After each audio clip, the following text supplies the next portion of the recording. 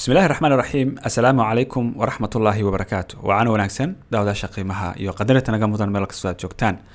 Halkani waa Marqaati TV ku soo dhawaada barnaamijkeena falanqaynta xogta caalamka. Taariikhdu waxay ku beegan tahay 19 bisha Agosto sanadka 2023. Dawda shaqeymaha naga mudan barnaamijkeena qaybtan waxa aynu diiradda ku saarinaa warbixin gaar ah kuna saabsan xogta duuliyaasha Kuuriyada Waqooyi ee ka barbar dagaalamay Masar dagaalkii Oktoobar.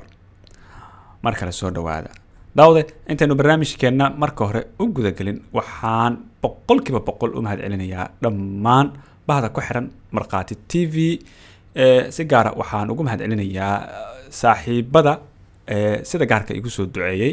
maadaama maalmo dhowr aan kala maqnayn xaalado caafimaad awgeed hase ahaatee dad badan oo saaxiibada kamid ah sida qoraalkan baad ka arkaysaan ayaa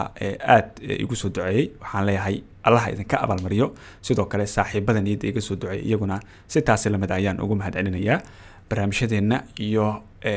warbixinadii iyo wararkii kala duwanaa ee dunida aan idinkaga soo tamin jiray halkoodii ayaan ka bilaabayaa insha Allah wixii maanta ka dambeeya barnaamijka ayaynu guda galeynaaye dagaalkii caanka ahaa ee Oktoobar ee dhex maray dalalka Carabta iyo Israa'iil duuliyaasha Kuuriyada Waqooyi waxay kaalin libaax leh ka qaateen dagaalkaas iyaga oo garab siinayay ciidamada cirka ee Masar qaahirana ilaa iyo maantadan maanay iloobin abaalkaas warbixintan muuqaalka ah waxaan idinkugu soo gudbin doonaa macluumaad xasaasi ah kuna saabsan xiriirka la mamnuucay ee u dhaxeeya Masar iyo Kuuriyada Waqooyi waxa laga yaabaa in intiina badan ay la yaab ku noqoto in duuliyaal ka socda Kuuriyada Waqooyi ay ka qayb qaateen dagaalkii Oktoobar ee Carabta iyo Israa'iil waliba iyaga oo garab siinaya ciidamada cirka Masar waxa kaloo la yaab idinku noqon doonta in tan iyo xilligaasi oo laga joogo ku dhawaad 50 sano xiriirka Masar iyo Waqooyiga Kuuriya uu ahaa mid aad u xoogan tan iyo xilligaasi Anwar Saadaat Masar waxay ahayd mid u janjeerta dhanka reer galbeedka gaar ahaan Mareykanka marka su'aasha isweydiinta mudan waxa ay tahay sidee ayay Qaahira xiriir istiraatiiji ah ula yeelan kartaa Waqooyiga Kuuriya oo la ogyahay cadaawadda kala dhaxaysa Washington sidoo kale Kuuriyada Waqooyi waa dal uu sanado badan caalamka intiisa kale ka go'doomiya Mareykanka haddaba si aad u fahantaan qisada xogtan xasaasiga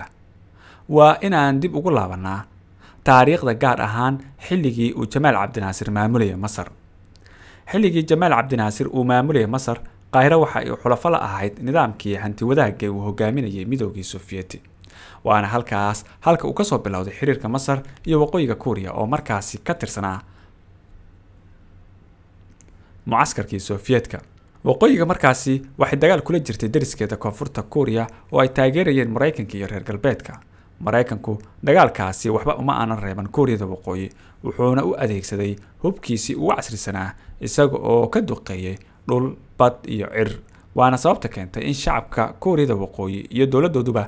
aan loo tusi karin Mareykanka iyo reer galbeedka waxa kale oo xusid mudan in Kuuriyada Waqooyi ay kamid ahayd dawladaha sida weyn u garab taagnaa Masar xilligii ay duulaanka saddex geesoodka ah ku soo qaadeen Israa'iil, Ingiriiska iyo Faransiiska sanadkii 1956 inkastoo xulafo ula ahaa dabcan Mareykanku raali kama aan ahayn duulaanka Masar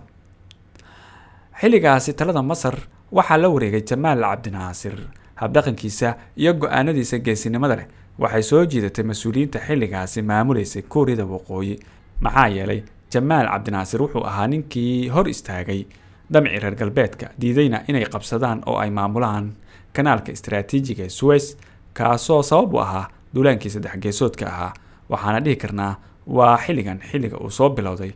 xiriirka xididaystay ee Qaahira iyo Pyongyang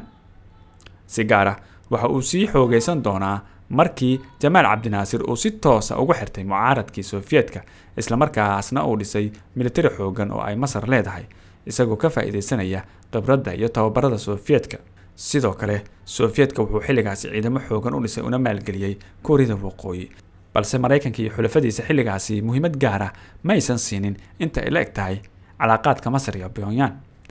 kadib duulaankii saddex geesoodka ee Masar ku soo qaadeen Faransiiska, Ingiriiska iyo Israa'iil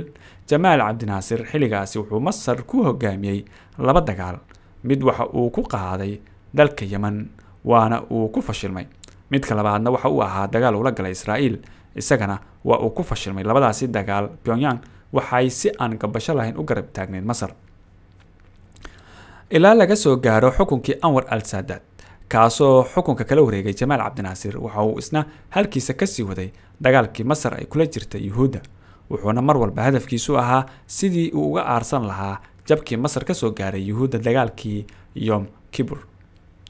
Saadaad waxa uu bilaabay inuu muhiimad gaar ah siiyo dib u dhiska ciidamada Masar iyo in uu ku hubeeyo gantaaladii ugu casrisanaa xilligaasi, gaar ahaan gantaaladii ridada dhexe oo xilligaasi Masar ay ka ardaneed. Sofiyeetka oo xulafo la ahaa Qaahirana xilligaasi aad ayuu uga gaabiyay inuu Qaahira soo gaarsiiyo gantaaladaas. taasna waxa ay Saadaad ku kaliftay inuu dalkiisa ka eriyo danjirihii Sofiyeetka u fadhiyay Qaahira sanadkii 1972 ama hal sano ka hor inta aanu mar kale dib u qarxin dagaalkii Masar iyo Israa'iil. Talaabadaasi uu xiriirka ugu jiray Sofiyeetka ayaa dhanka kale waxa aad u soo dhaweeyay Tel Aviv oo aaminsaneed in uu haddii Ruushka uu ka baxo Masar, Qaahira aysan awood u lahayn inay dagaal la gasho maadaama inta badan duuliyaasha Masaarida ay tababarayeen saraakiishii Sofiyeetka. Sidoo kalena diyaaradaha dagaalka Masar intooda badan waxay ka soo iibsatay Sofiyeetka. malaha xilligaasi Masar waxaa qabsatay dhibaatadii Soomaaliya ku dhacday 1977 markaasoo dowladii kacaanka ay xiriirka u jartay Sofiyeetka xilli dalkeena uu dagaal kula jiray Ethiopia, balse hadda muhiimadeenu ma ahan inaan dib ugu laabano taariikhdaas.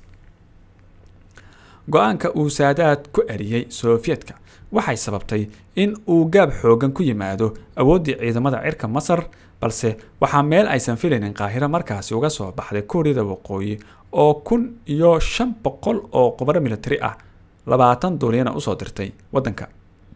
duuliyaasha Pyongyang ay u soo dirtay Masar ayaa ahaa kuwa haystay khibrad xoogan, waxayna ahaayeen kuwii la soo dagaalamay Mareykanka intii uu socday dagaalkii kacaanka Kuuriyada. muhiimadda duuliyaasha Kuuriyada Waqooyi ma ahayn kaliya inay tababaraan duuliyaasha Masar, sidoo kale waxay ficil ahaan uga qayb qaateen dagaalkii Masar iyo Israa'iil. si gaar ah waxaa loogu xil saaray dhanka koonfureed ee hawada Masar inay ka difaacaan duulaan walba oo kaga yimaada dhanka Israa'iil.